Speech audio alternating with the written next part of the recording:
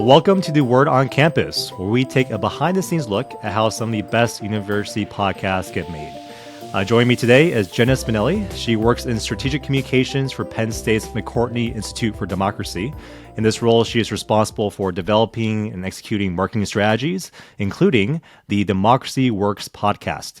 Since graduating with a bachelor's degree in journalism from Penn State, Jenna has never strayed too far away, serving as an adjunct instructor in the College of Communications, as well as having worked in the admissions office. And I know, Jenna, you love a good story, and you spent more than 15 years telling them as a journalist, marketing professional, and most recently, now as a podcaster. So we're going to dig into that podcasting a little bit more. Jenna, welcome to the show. Thank you. It's great to be here. All right. So kind of where I want to get started is for you to tell us a little bit about your career path. You have a background in journalism. You've done many different roles in the media space. How did you get into podcasting? Yeah, so as you said, I graduated with my degree in journalism from Penn State and worked very briefly in local news after that. Unfortunately, this was right around the time of the financial crisis in 2008 and also the start of the decline of local news. And so I was laid off from my position I had at a local newspaper. And I thought, okay, well, maybe I'll go back to Penn State and see what's happening there. And 15 years later, here I am. As you mentioned, I've worked in several positions at the university. My current role in the McCourtney Institute for Democracy, I started at the end of 2017. And we launched the Democracy Works podcast in the spring of 2018. So we were pretty early in the space as far as higher ed podcasts go, and also podcasts about democracy and civic engagement. I had never done radio or anything like that. I can remember sitting down in the studio and putting the headphones on for my first interview and thinking, oh, wow, I've never done this before. Like, I don't really 100% know what I'm doing. And if you listen to some of those early episodes, it is evident that I'm still figuring it out as I go. But we were very lucky to partner with our local NPR station, WPSU. They did and still do provide production support for us. Pre-COVID, we recorded many of our episodes in their studio, so they helped kind of coach me a little bit about how to, be better on the mic and how to, make an engaging podcast. So we've been at it for a little over 5 years now, and because democracy is such a broad topic, we have yet to run out of things to talk about and to explore. Every day there's something new to talk. So how did this podcast come to be? Like, whose idea was it? How did it get started? So when I came on board, my bosses and directors, who are also my co-hosts on the show, Michael Berkman and Chris Beam, they had dabbled in various other media projects. They knew they wanted to get out there in a more public-facing way, like create content that would reach more than just the faculty and students and staff on campus. They made some videos with kind of mixed results, like being on camera just wasn't the format that was best suited to them. There are honestly some pretty cringy videos out there that I saw when I first started. And we were all podcast listeners. One of my third day on the job, we took this trip down to Washington, D.C. for an event, and we listened to podcasts the whole way down and the whole way back. And at one point we said, well, we should start one. And what would that look like?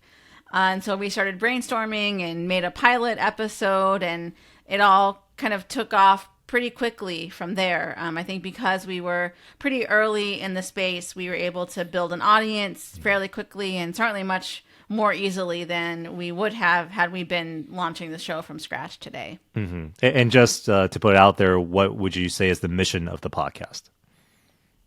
So I think it is to show people what it means to live in a democracy? What does it mean to be a good citizen?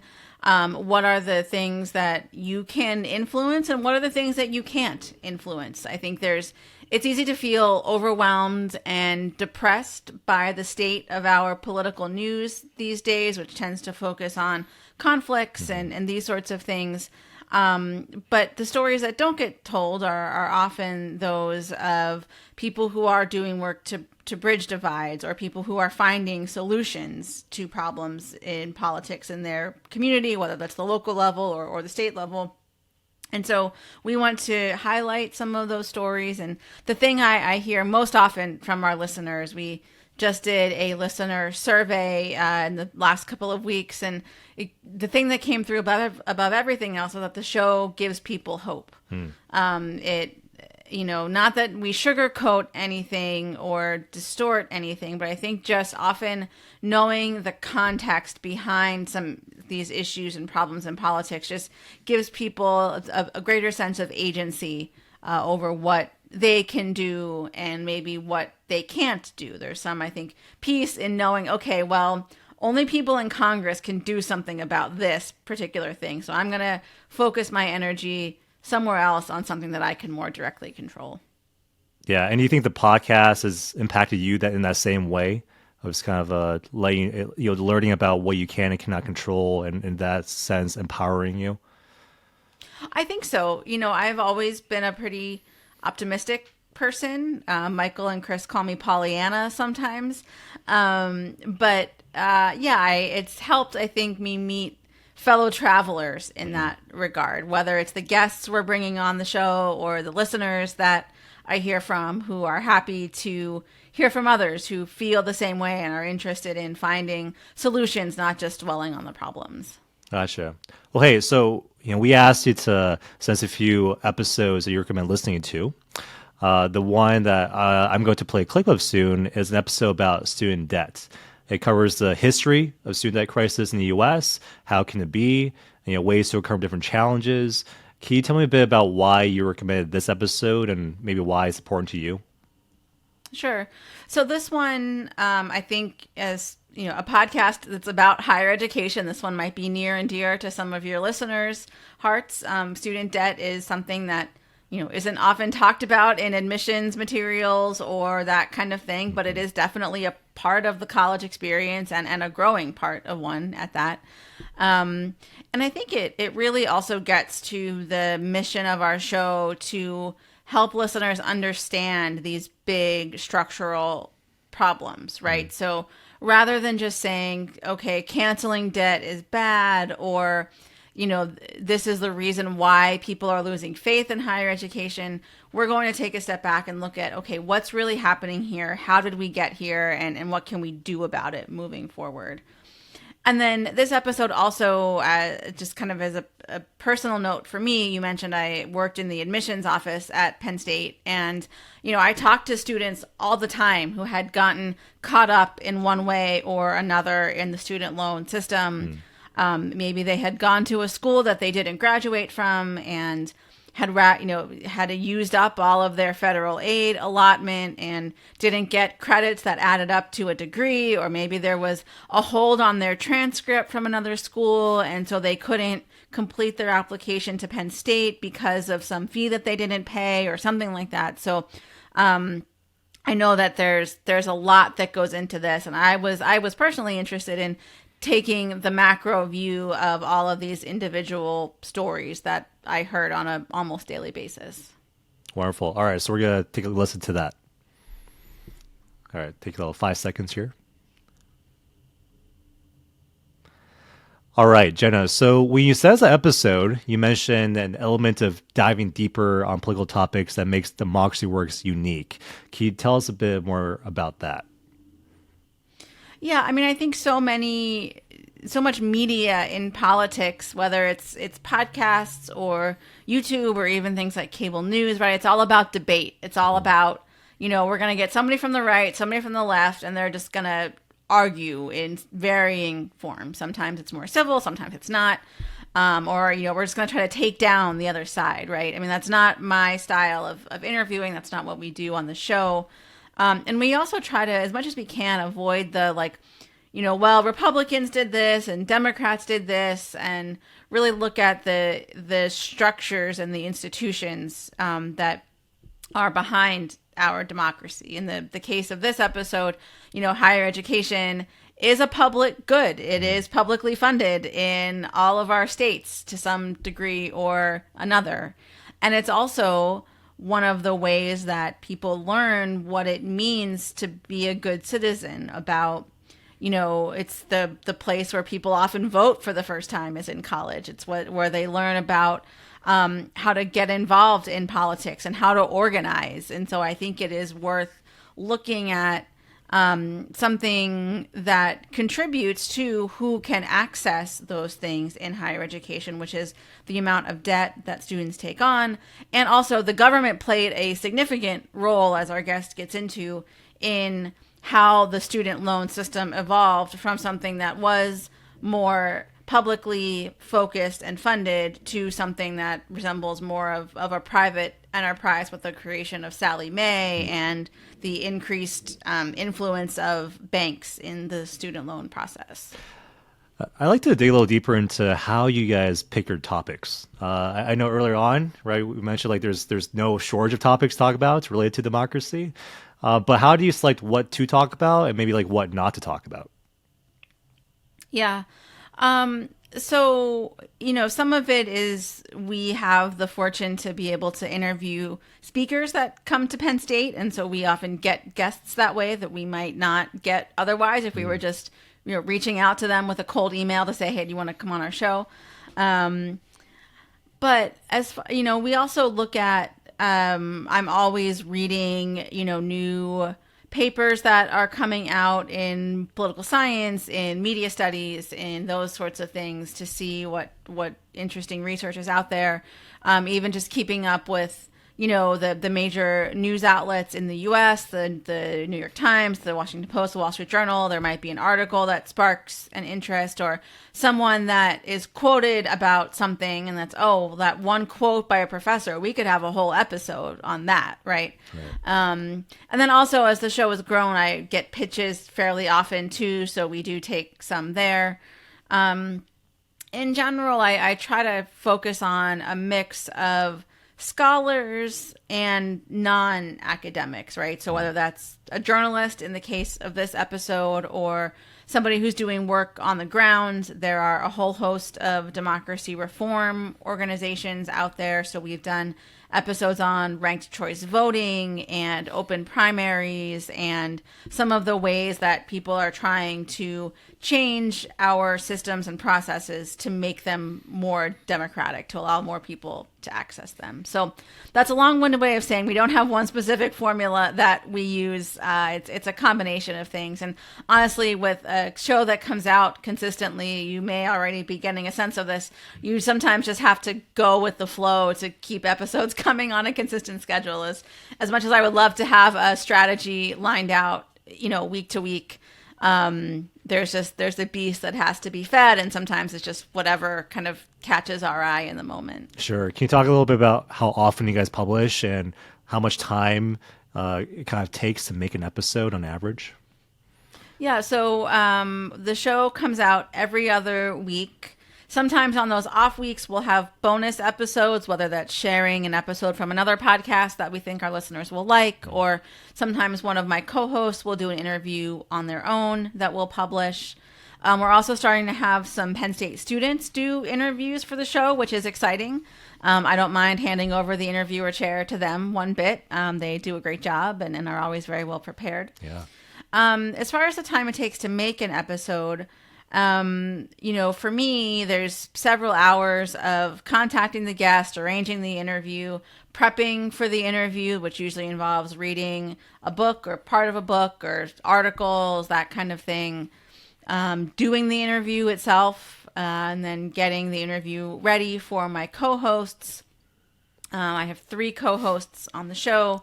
Michael Berkman, Chris Beam, and Candace Watt-Smith. So 2 of the 3 of them are on each episode. They do an introduction and a reflection at the end. So I have to send them the interview, the material, so they can get their thoughts together. And then it usually takes about an hour to record both of those segments. So an hour total to record those segments. Then we get it all ready for the team at WPSU to edit and put together. Another maybe hour or so to, listen back to the cut of the episode, get the show notes ready, get all the promotional materials ready. So if I add that all up, it's probably at least 8 to 10 hours per episode. And up until the beginning of this calendar year, the show was weekly. Yeah. So it just got to be a lot for everyone to keep doing those, doing the show every week. And we also had other projects we were taking on. So we decided to step back and reduce our schedule to publishing bi-weekly, which has given everyone a little bit more breathing room and been a welcome change. Yeah. How many people, numbers wise, would you say are involved in the podcast? And then I'm interested, would you say like one or two people who are spending the majority of time on the podcast? Yeah, so there's the four of us who are hosts, and then we have a team of about 4 or 5 people at WPSU that we work with. We have 3 editors who kind of rotate in and out who edits the show, supervising producer who works mostly with the editors, and then the news director for WPSU listens to every episode before it's published because they're also shared on the WPSU website and in the NPR One app. So she's listening to make sure that they meet NPR standards. I think I probably spend the most time on the show. And then after that, it's probably the editors and Emily who is, listening to every episode before they're published. Wow. Okay. That's a whole operation. Mm-hmm. From the very first episode to today, has the production process changed? It really hasn't. We sort of locked in our format right from the beginning with, the faculty and then me doing the interview and then the faculty coming back. That still seems to work for us.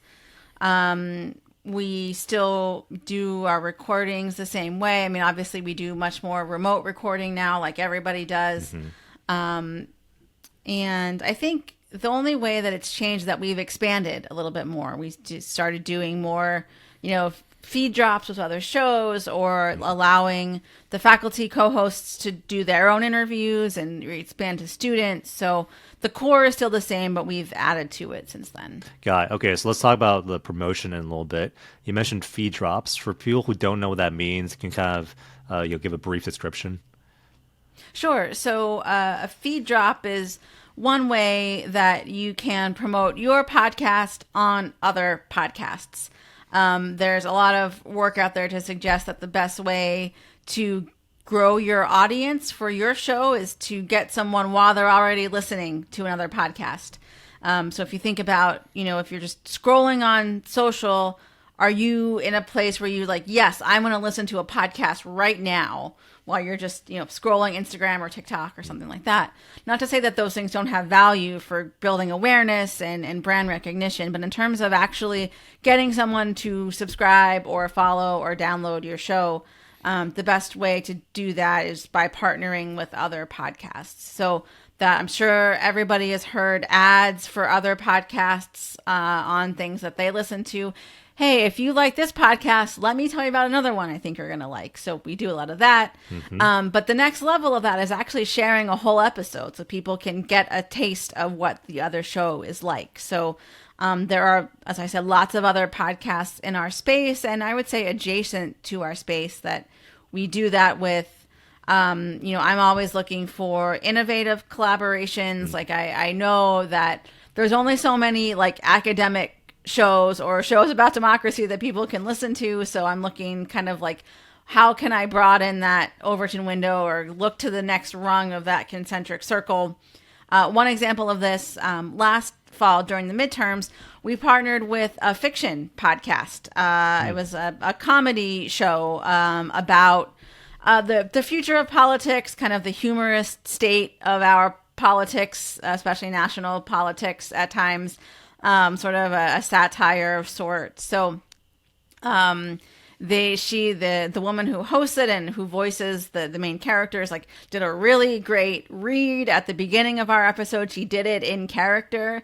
I was not able to be as funny in setting up her episode when we shared it, but I did frame it as, look, we're in the middle of the midterms, like, there's a lot going on. Here's something that's a little bit lighter, right? And if you are looking for that breath of fresh air, check out this show. So I thought that was a really innovative partnership, and I'm always looking for opportunities to do more things like that. Not necessarily just with fiction shows, but with shows that are maybe covering other topic areas, but might have the same ethos that we do.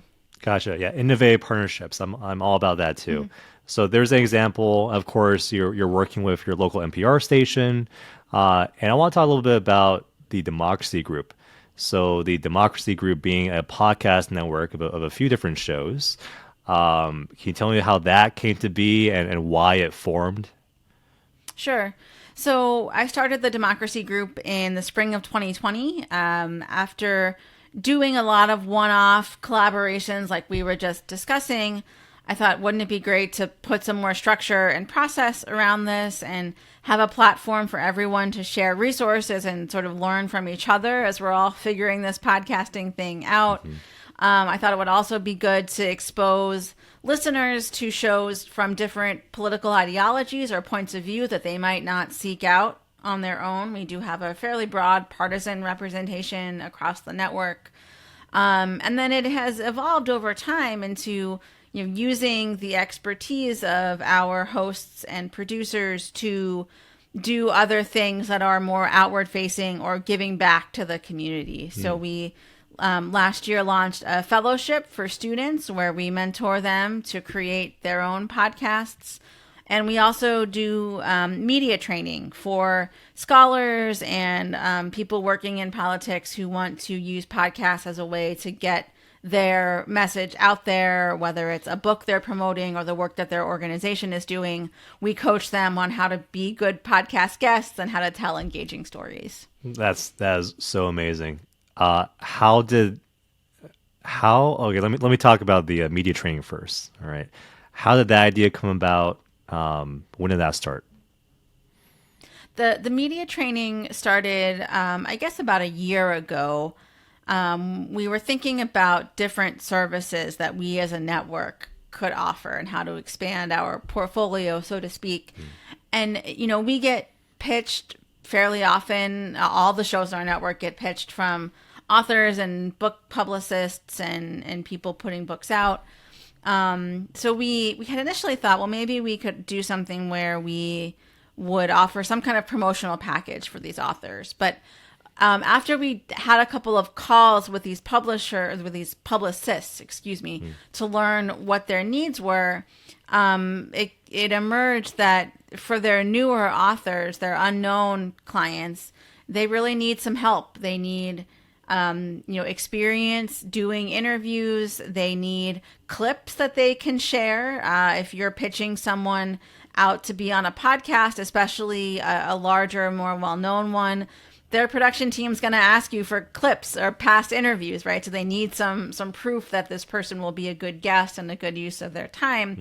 So part of what we offer is a mock interview that includes 3 clips that you can share on social or, use in those pitches that you're sending out.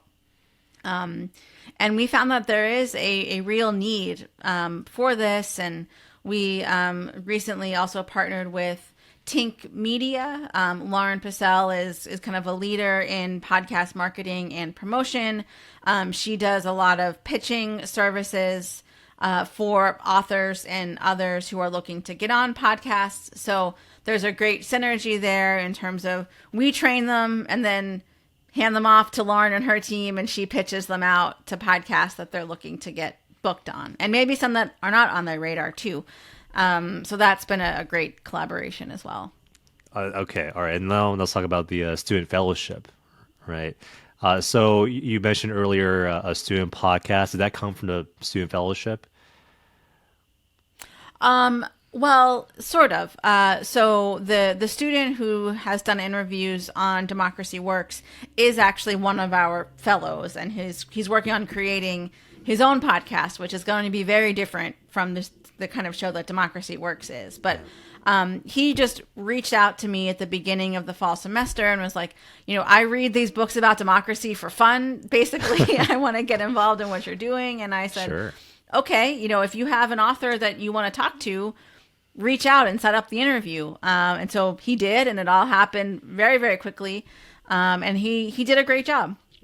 And so the fellowship, again, came from wanting to give back to the community and really lean into the educational mission of the network and the shows within it. So we work with universities and partners to help spread the word to high schools and colleges across the country, and have had some really amazing students apply and go through the program. It always makes me feel like, geez, what have I been doing with my life if all these students are doing all this stuff by the time they're like 18 or 20, right? And so it's a 12-week program run mostly by my colleague Brandon Stover, who is our network manager. Brandon also has a background in curriculum design, so he designed the entire curriculum start to finish and leads weekly workshop sessions with the fellows. We also bring in guest speakers, and this coming week we're doing mock interviews, so we'll have a few partners from organizations in the democracy space come in, and our students will have a chance to practice interviewing. And then we also, each fellow receives a mentor within the network who they work with one-on-one in the creation of their podcast. So nailing down what their premise is, what the format of the show is, coaching them through the production of their first episode and their trailer, kind of working with them at every step along the way. Gotcha. All right, I'm going to do a little slight pivot here. I'm personally interested in this. So I know that the McCourtney Institute, funds the network, right? Mm-hmm. It's interesting to me because a lot of the shows are not produced by the McCourtney Institute. How does that intro conversation, kind of that intro buy-in, to fund the network go? Yeah. So, we really see it as part of our role as an institute to be able to provide resources and knowledge and expertise and guidance to our peers. And so the network was one way to do that. We are very lucky in the Institute to have endowment support from some very generous Penn State alumni who believe in the mission and the work that we're doing. So the network is one way for us to pay it forward, so to speak, and to help others who maybe don't have the same level of resources, give them access to being able to learn from each other, to their promotional opportunities to help them grow their shows, to the community, the folks who are coming through our media training. They might be from a small grassroots group in Utah that's doing work to, bring ranked choice voting there or something. It's literally a team of 3 people, and they don't have the money to pay for media training, but it's an essential part of getting the word out about what they're doing, so we can help them in that way. So the funding conversation has always been an easy one because this is, part of the McCourtney Institute's mission of education and outreach in the democracy field and helping to create a more educated, informed citizenry as a whole. Well, that makes sense. Just that alignment and mission. All right, Jenna, the election season is coming up right next year. What are you kind of looking forward to? What's big and exciting with the podcast shows?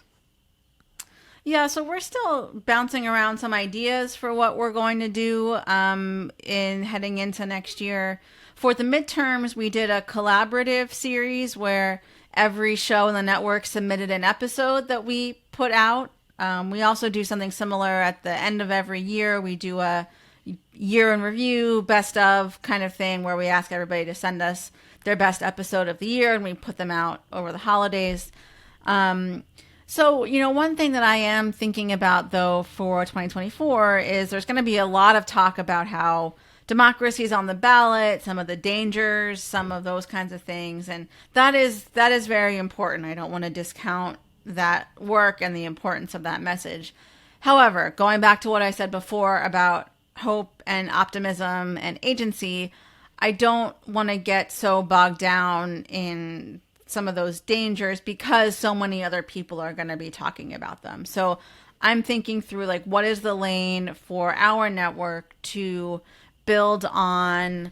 What are some reasons to be hopeful? What are some of the bright spots, whether it is a ballot measure to bring about an electoral change, which there will be several of those coming up, whether it's redistricting, whether it is a candidate who's running a particularly interesting campaign, whether it's the rise in youth voting. Youth voter turnout has more than doubled in the past 10 years. That's a story that doesn't, I don't think, get enough attention. I did not know that. So I think that there's thanks in large part to many organizations like Students Learn, Students Vote, and the All-In Campus Democracy Challenge that do really good work to promote voter registration and civic engagement on campus. So what can we do to get those stories out there, right? All the work of organizations that are bridging divides,